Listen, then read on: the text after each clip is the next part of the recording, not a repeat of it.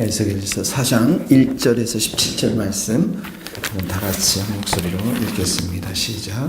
너인 자야 토판을 가져다가 그것을 내 앞에 놓고 한 성읍 곧 예루살렘을 그 위에 놓으리고 그 성읍을 에워싸되 그것을 향하여 사다리를 세우고 그것을 향하여 흙으로 언덕을 쌓고 그것을 향하여 진을 치고 그것을 향하여 공성태를 둘러세우고 또 철판을 가져다가 너와 성읍 사이에 두어 철벽을 삼고 성을 포위하는 것처럼 에워싸라. 이것이 이스라엘 족속에게 징조가 되리라. 너는 또 왼쪽으로 너 이스라엘 족속의 죄악을 짊어지되 내가 눕는 날수대로 그 죄악을 담당할지니라. 내가 그들의 범죄한 횟수대로 내가 날수를 정하였나니 곧 390일이니라. 너는 이렇게 이스라엘 족속의 죄악을 담당하고 그 수가 차거든 너는 오른쪽으로 누워 유다 족속의 죄악을 담당하라. 내가 내게 40일로 정하였나니 하루가 1년이라.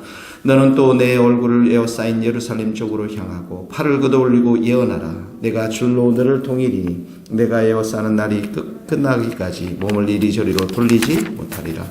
너는 밀과 보리, 콩과 팥과 조와 기리를 가져다가 한 그릇에 담고 너를 위하여 떡을 만들어 내가 옆으로 눕는 날 곧 390일 동안 먹되 너는 음식을 달아서 하루 20세겔씩 따라 먹고 물도 6분의 1씩 내어서 때를 따라 먹으시라. 너는 그것을 보리떡처럼 만들어 먹되 그것의 목전에서 1분 불을 피워 구울지니라.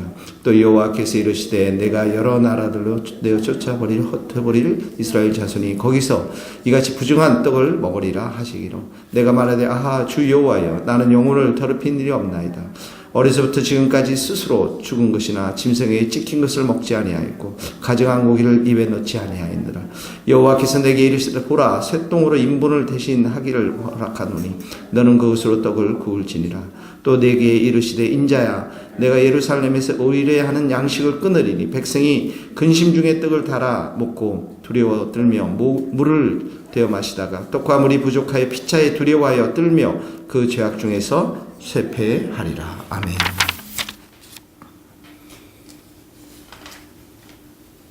할렐루야. 1절에서 3절 말씀은 바벨론 전쟁, 앞으로 있을 바벨론 전쟁의 상황을 그려준 거고요. 4절에서부터 8절까지는 이제 죄값에 대해서 치르는 이스라엘 백성들을 이렇게 묘사하고 있어요. 자, 4절에 보세요. 네, 이스라엘 족속의 죄악을 담당하되 이렇게 나오죠. 거기 또 밑으로 그래서 죄악을 담당하되 또 내가 눕는 날수대로 죄악을 담당할지라. 또 죄악을 담당한다고 그랬죠. 근데 죄악이 5절에 보니까 390일이라 이렇게 나왔죠. 390일 동안 이스라엘 죄악을 담당하고 이렇게 나와 있잖아요. 390일이라는 것은 여러 가지 견해가 있지만 390년 이렇게 이해하는 것이 대체적인 의미입니다. 그러니까 이 이스라엘이 BC 586년에 망했으니까 390년이니까 BC 976년에서 586년까지 390년 이렇게 390년 동안 이제 죄악을 담당하는데 6절에 가니까 또 유다의 족속 죄악을 담당하라 이렇게 하는데 이건 40일이니까 40년.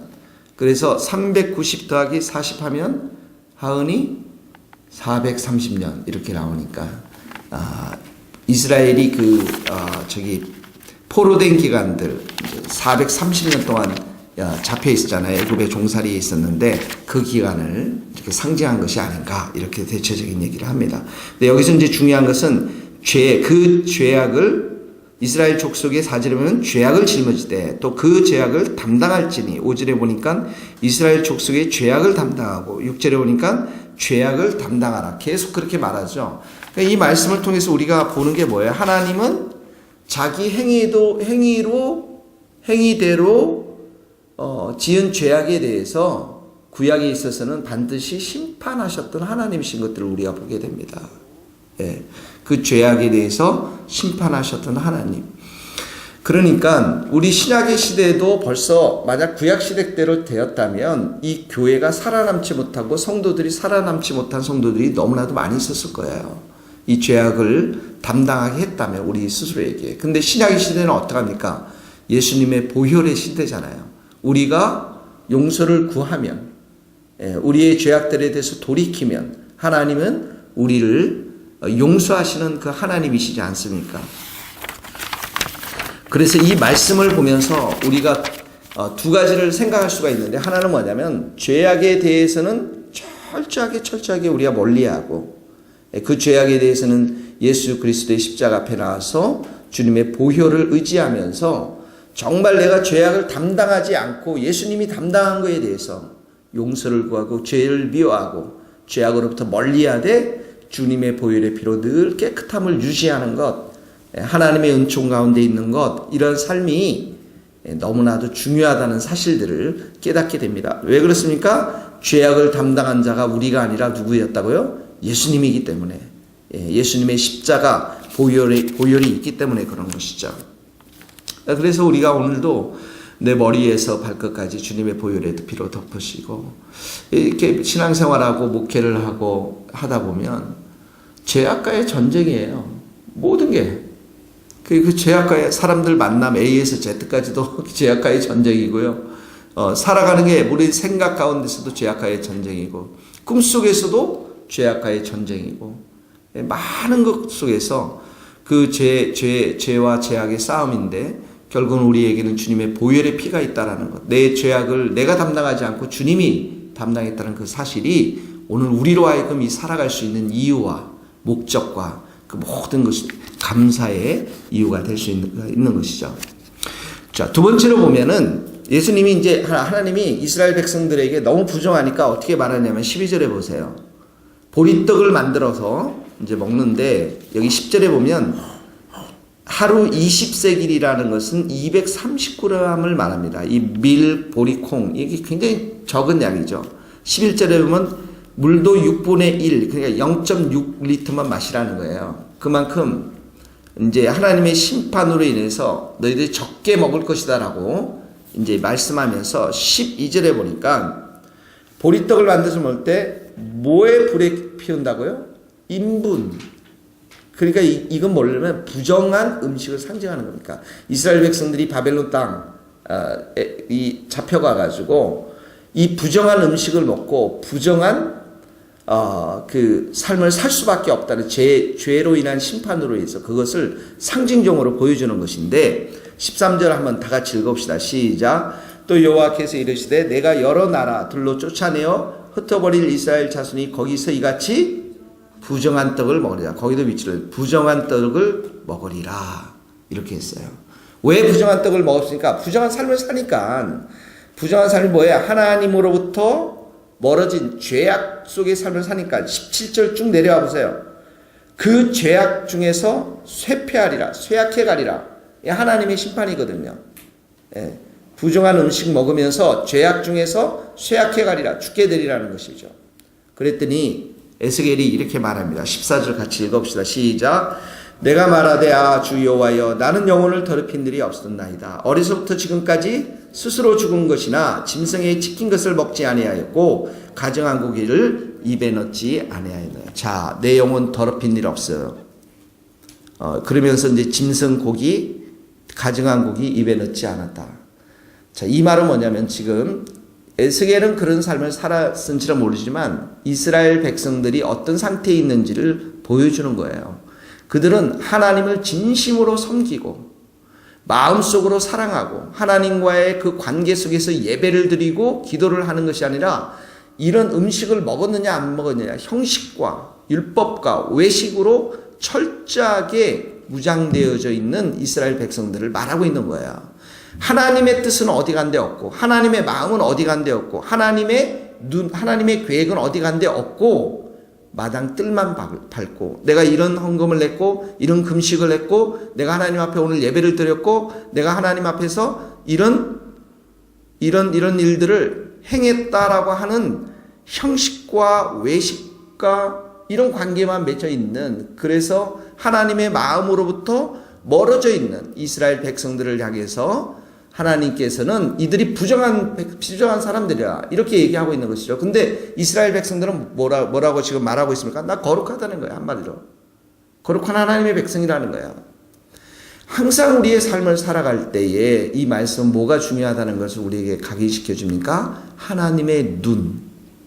하나님의 판단, 하나님과의 관계 속에서 하나님이 우리에게 원하시는 계획, 뜻, 마음, 이게 중요하다는 것을 보게 되어집니다.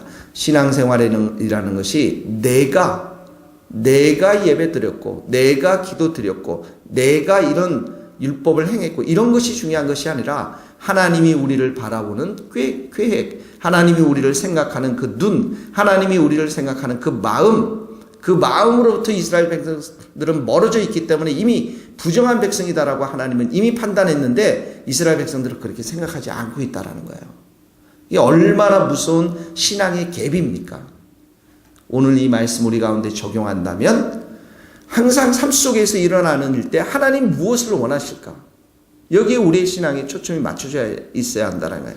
하나님의 뜻에 맞는 삶들, 하나님의 마음에 맞는 그러한 신앙 생활들, 여기에 우리에게 초점이 맞춰져서 하나님이 언제든지 A가 아니라 B로 가기를 원하시고, 하나님이 언제든지 이것을 행하고 저것을 버리라고 한다면 내 뜻과 내 생각과 내 판단이 다를지라도 하나님의 뜻을 순종해 가는, 그게 참된 신앙이라는 것이죠.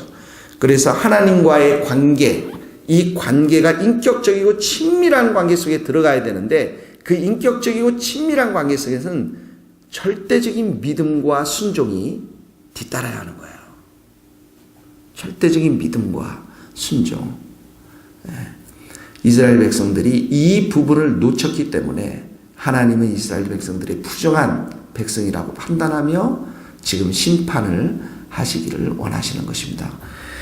자, 오늘 두 가지, 우리가 우리의 죄악들에 대해서 철저하게 우리의 죄악을 담당하신 예수님, 그 보혈의 피 앞에 우리가 또 회개하고 그 보혈의 피로 적시고 그 예수님의 보혈의 피를 자랑하고 찬양하고 감사드리고, 두 번째는 우리의 생활 속에서 하나님의 마음과 하나님의 뜻, 하나님의 눈이 중요하다는, 하나님의 말씀이 중요하다는 것이죠. 그래서 하나님과 인격적인 관계를 맺고 그 하나님 앞에 믿음으로 또 순종함으로 오늘 하루도 승리할 수 있기를 주님의 이름으로 축복합니다. 같이 기도하시겠습니다. 하나님 아버지 감사합니다. 오늘 에스겔서 말씀을 통해서 우리에게 하나님께서 우리의 죄악들에 대해서 말씀하셔서 머리에서 발끝까지 우리를 주님의 보혈의 피로 이 시간도 깨끗게 하시고 정결케 씻어주시고, 우리가 오늘도 주님의 보혈의 능력을 의지해서 그 주님을 찬양하며 경배하는 우리가 될 수 있도록 축복하여 주시고, 하나님이 우리의 삶 가운데 무엇을 원하시는지 늘 묻고 의지하고 순종하고 그 하나님의 뜻 앞에 절대적인 믿음을 가지고 따라가는 우리 모두가 될 수 있도록 주님 축복하여 주시옵소서. 우리 모든 성도들 오늘도 지켜주시고 은혜 가운데 충만히 채워주시고 기도하는 모든 것 가운데 선하게 응답하여 주실 줄 믿사옵고 예수님의 이름으로 기도하오며, 지금은 우리 주 예수 그리스도의 은혜와 하나님의 크신 사랑과 성령님의 교통하심이 우리 모든 성도들 또 선교사님들 머리 위에 이제로부터 영원토록 함께 하시기를 간절히 축원하옵나이다. 아멘.